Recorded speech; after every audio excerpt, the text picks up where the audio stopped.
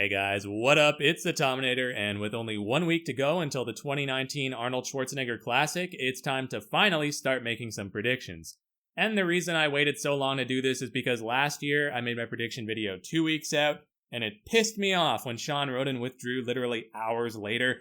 I mean, I feel for the guy. That obviously must have sucked for him, although he certainly got his just desserts later at the O.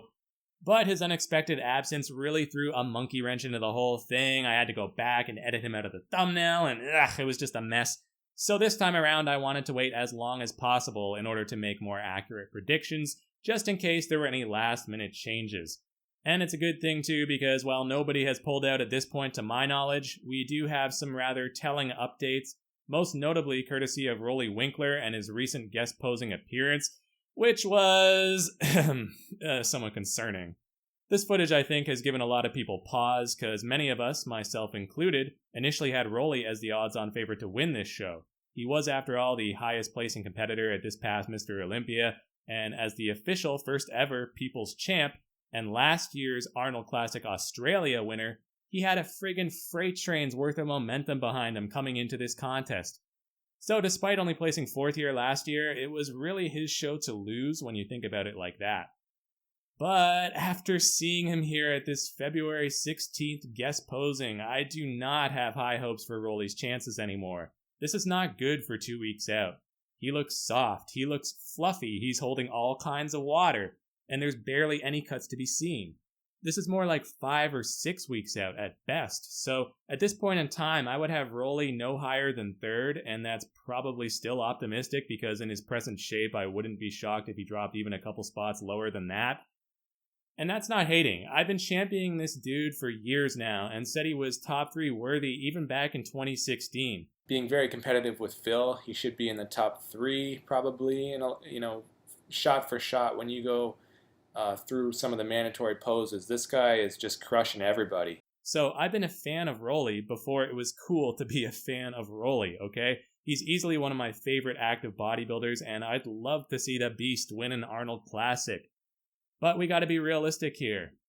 Now don't get me wrong, guys, he could definitely turn it around and drop all that water and lean out a bit more in time for next weekend. Stranger things have happened, but it's gonna take a minor miracle for him to regain his Olympia form. I can almost guarantee Rolly will be a little off at the Arnold, Ohio, and will look noticeably better and sharper 2 weeks later at the Australia.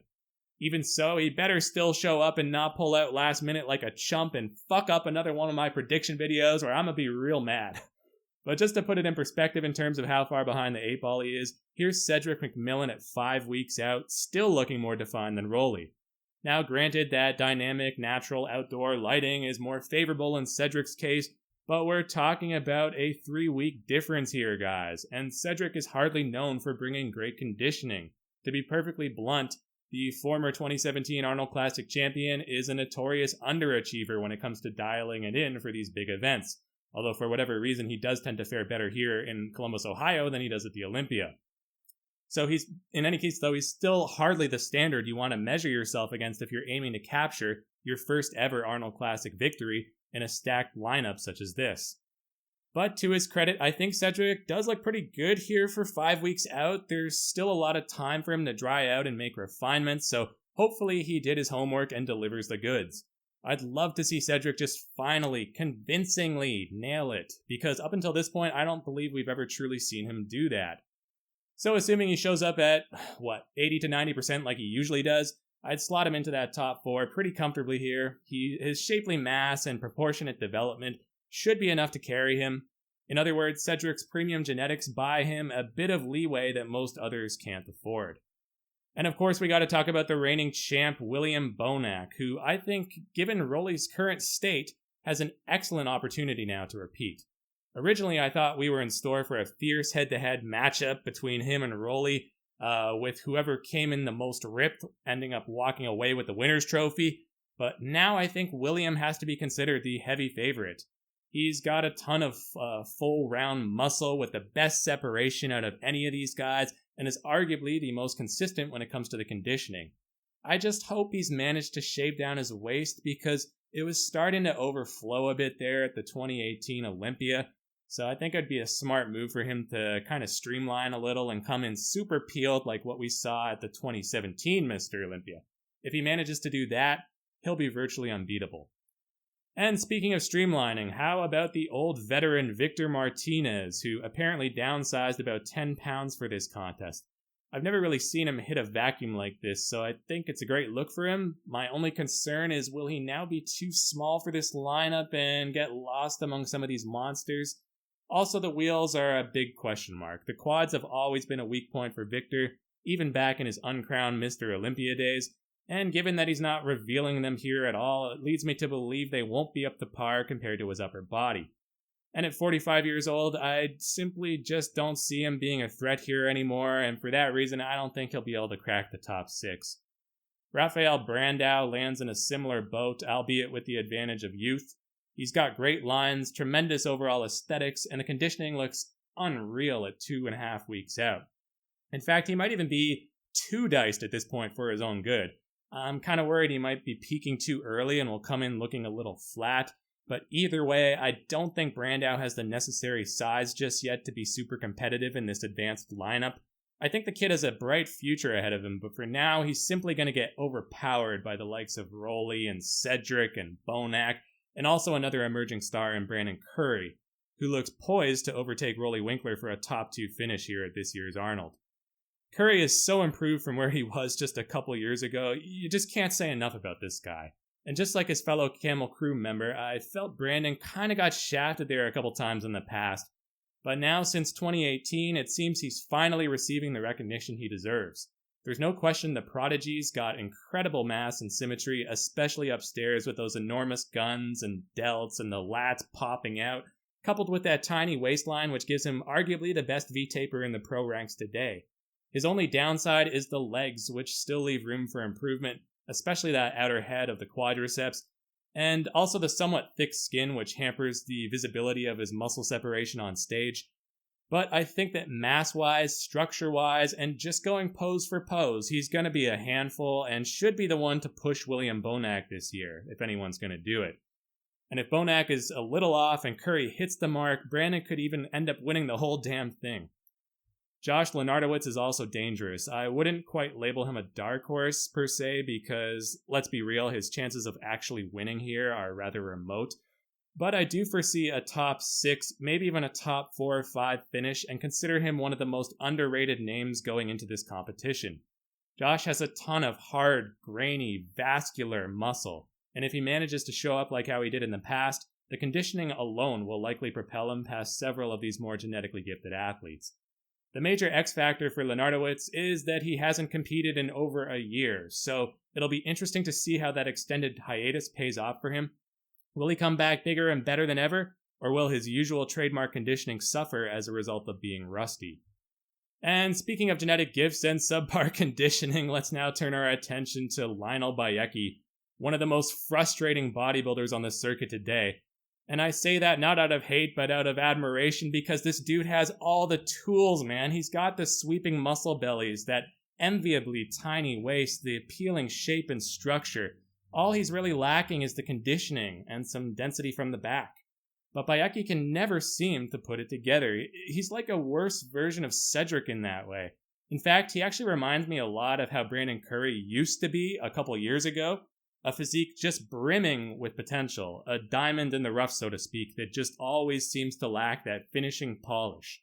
I'd love to see Bayecki follow in Curry's footsteps and make the move to Kuwait, to train out there with fewer distractions and really revitalize his career, because it's almost painful to watch such an aesthetic and promising physique continue to waste away in mediocrity when he should be vying for Arnold Classic championships and top 6 finishes at the Olympia.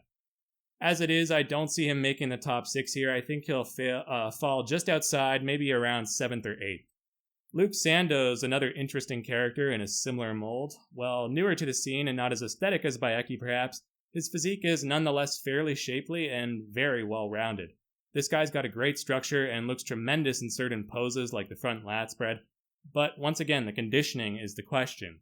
Luke is a bona fide juggernaut in the gym. I mean, this dude is a beast in the poundages that he lifts, but so far I've not been impressed with his ability to get contest ready. I hope this proves to be his coming out party and we'll get to witness his best version to date, but based on his track record, I'd have him landing somewhere between 7th and 10th depending on how well his prep goes. And same thing goes for Akeem Williams. Akeem's a big boy with some crazy freaky body parts and one of the most impressive front double biceps in the game right now in my opinion, but his Achilles heel so far, just like Luke Sando and Bayeki, has been the lack of conditioning. His inconsistency on that front is the main reason why I think Akeem will have to settle for something in the bottom half of the top 10. And last but not least, the final athlete I want to talk about is Steve Kuklo. I think Steve could wind up battling Josh Lenardowitz for that 5th place slot.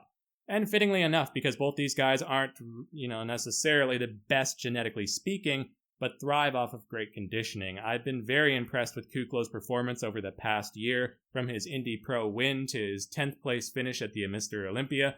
This guy has really been overachieving, if anything, because his back is among the worst and most shallow of the Olympia ranks, and his chest is average at best, but he's got a great set of wheels and some good arms, that athletic structure, good shoulders and midsection, plus the size factor, standing around 6 feet tall. So when you add some great conditioning into the mix, he's going to be able to hold his own. Okay, so that's all for this one, guys, and just to summarize, I think that the top 6 will likely be some combination of William Bonac, Brandon Curry, Rolly Winkler, Cedric McMillan, Steve Kuklo, and Joshua Lenardowitz. Of course, guys like Sando or Akeem or Bayeki could work their way in there as well, provided they come in peeled, but based on recent history, I'd sooner bet on those first 6 guys I just mentioned. Brandao has the conditioning aspect in spades, but I don't think he's big enough yet to stand in that first call-out, and Victor is too far past his prime to really be competitive anymore at this level. Now, if you put a gun to my head and force me to choose a winner, I'd say William Bonac will probably prevail again.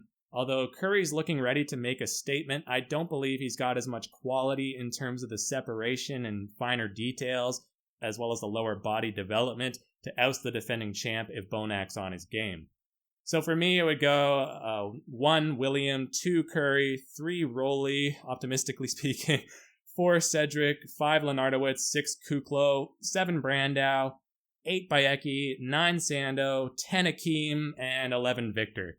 I'm fairly confident in that top 4, although Rolly's a bit of a wild card, but after that, it's basically anyone's game. And of course, that bottom half is going to be so tight, it's essentially a coin toss.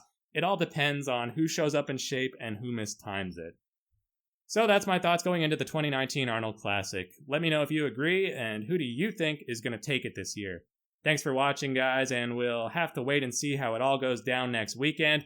If you haven't already, don't forget to subscribe to catch all my detailed post-contest analysis. But until then, this has been the Tominator signing off, and I'll be back.